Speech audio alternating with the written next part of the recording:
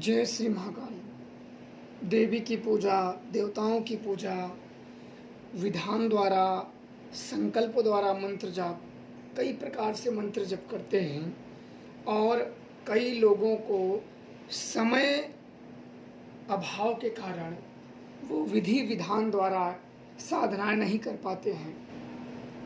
उनको समय बहुत कम रहता, भाग दौड़ भरी जिंदगियों में समय बहुत कम प्राप्त होता है। तो ऐसे लोग सदैव यही रहते हैं कि क्या हम चलते फिरते मंत्रों का जाप कर सकते हैं। कई लोगों ने हमसे यह पूछा है कि क्या हम चलते फिरते मंत्रों का जाप कर सकते हैं, और अगर हम जाप कर सकते हैं तो क्या हमारे जीवन में उसका कुछ उत्तम फल प्राप्त होने वाले हैं, या हमें कुछ अनहोनी घटित होगी, या उस शक्तियों का क्रोध का सामना करना पड़ेगा।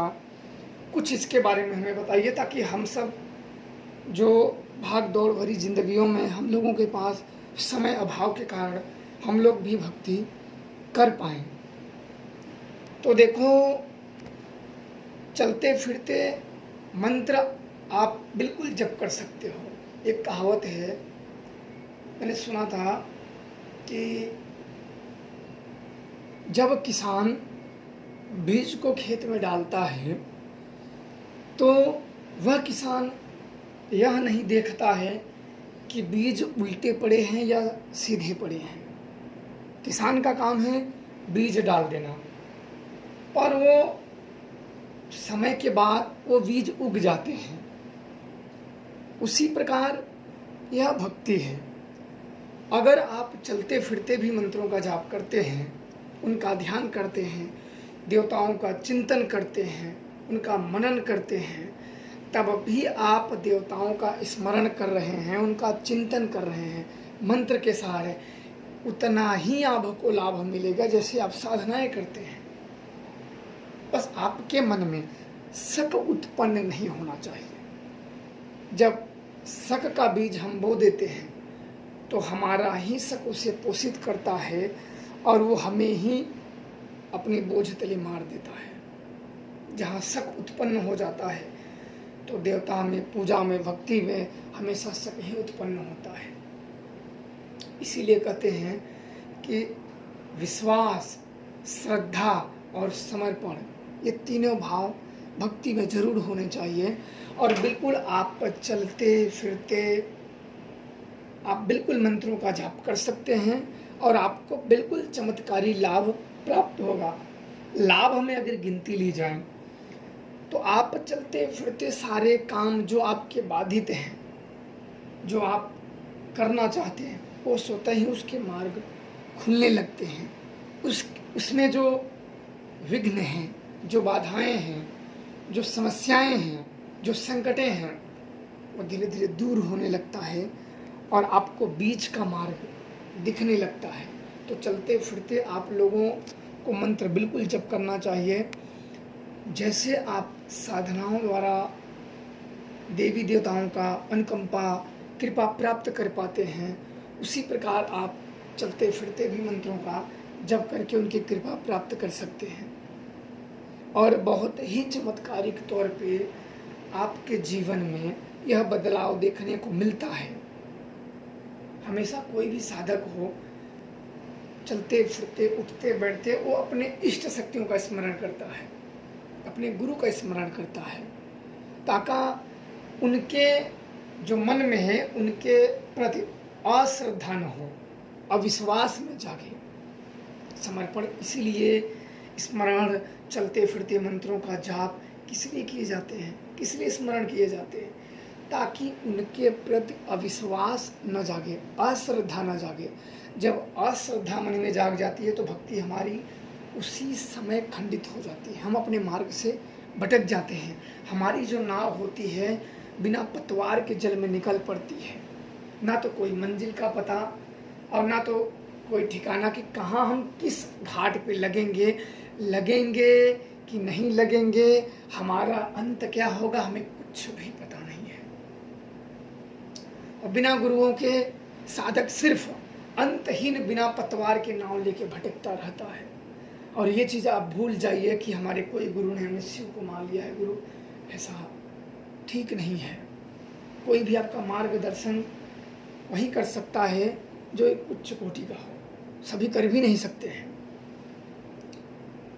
तो इसलिए आप बिल्कुल गुरु और मंत्र जो इष्ट शक्तियाँ हैं, यह दोनों पे अगर विश्वास जमा के चलेंगे तो आपका जो जीवन रूपी नाव है, भक्ति रूपी, समर्पण रूपी, ये पतवार से, गुरु और इष्ट शक्तियों के पतवार से आप किनारे लग जाओगे।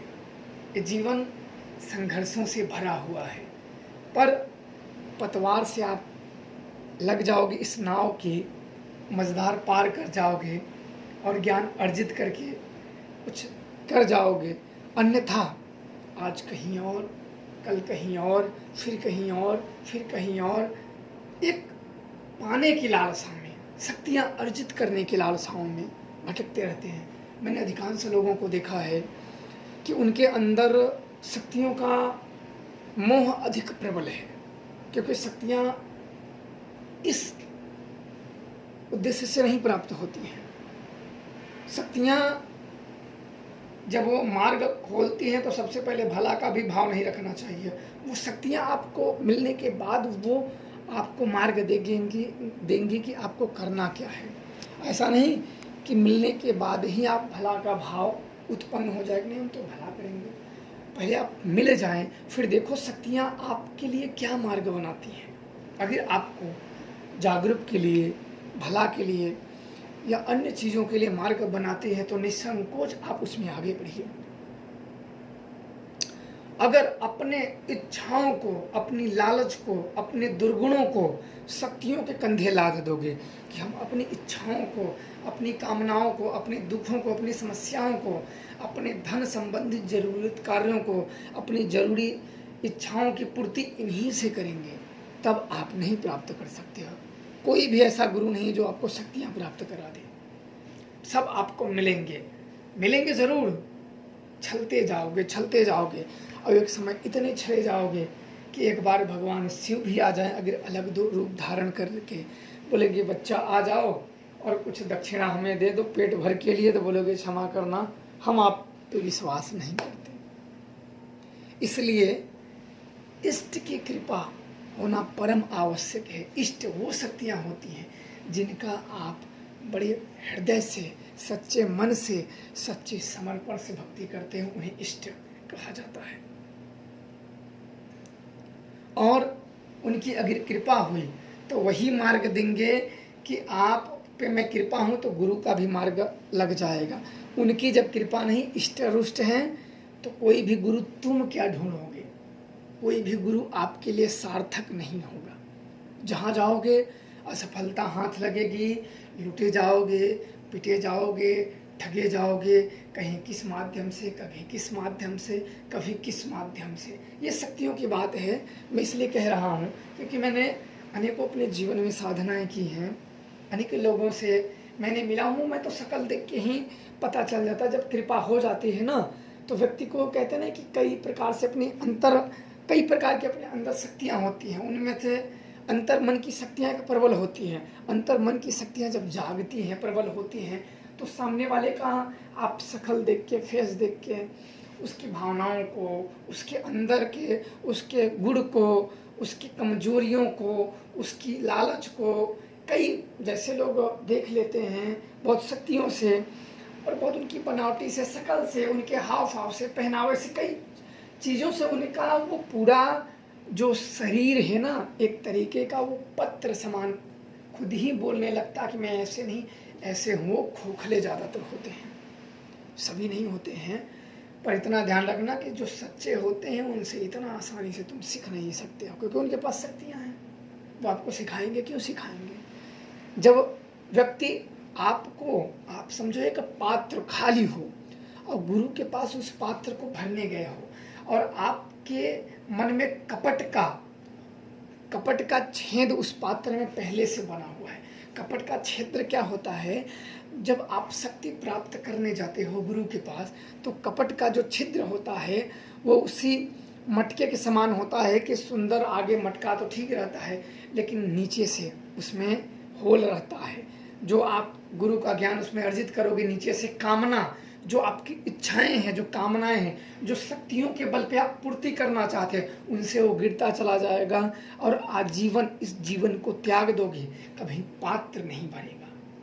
याद रखना इन चीज़ों को। ये सब बातें मेरे गुरुदेव ने मुझे बताई थी, तो मैंने आप लोगों को, क्योंकि ये भटकी भरी समाज में बहुत लोग भटके जा रहे हैं, दौड़ भाग यहाँ वहाँ कर रहे हैं। भक्ति तो है, सीखने की भी प्रबल इच्छा है, पर उनका भी है, उनके कंधे पे लद के अपनी कामनाओं की पूर्ति करने के लिए इच्छाएं हैं। तो इसलिए जो भी करें, चलते फिरते भी मंत्रों का जाप, इष्ट का जाप करेंगे, बिल्कुल आपको चमत्कारिक लाभ जरूर आपको प्राप्त होगा। करेंगे सच्चे हृदय से, समर्पण से करेंगे तो आपकी नाव का भरी शरीर वो जरूर किनारे लग जाएगी। आपको गुरु का और इष्ट शक्ति का पतवार मिल जाएगा। एक तरफ गुरु शक्ति की पतवार और दूसरी तरफ इष्ट शक्ति की पतवार, दोनों पतवार के सहारे आपकी नौका किनारे लग जाएगी। कहते हैं ना कि किसी भी नाव को चलाने के लिए दो पतवार की आवश्यकता होती है। तो मेरे गुरुदेव कहते थे कि शरीर एक नाव है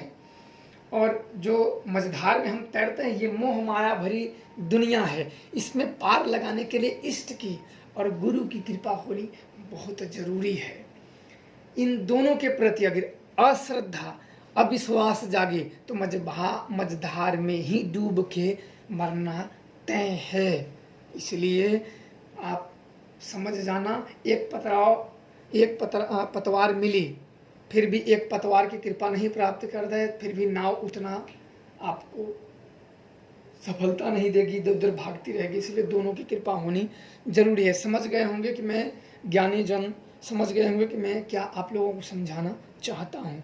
तो चलते फिरते आप लोग मंत्र जपिए, इष्ट का, गुरु का स्मरण करिए और खुश रहिए। माता रानी आप लोगों पे कृपा बनाए रखें। जय श्री महाकाल।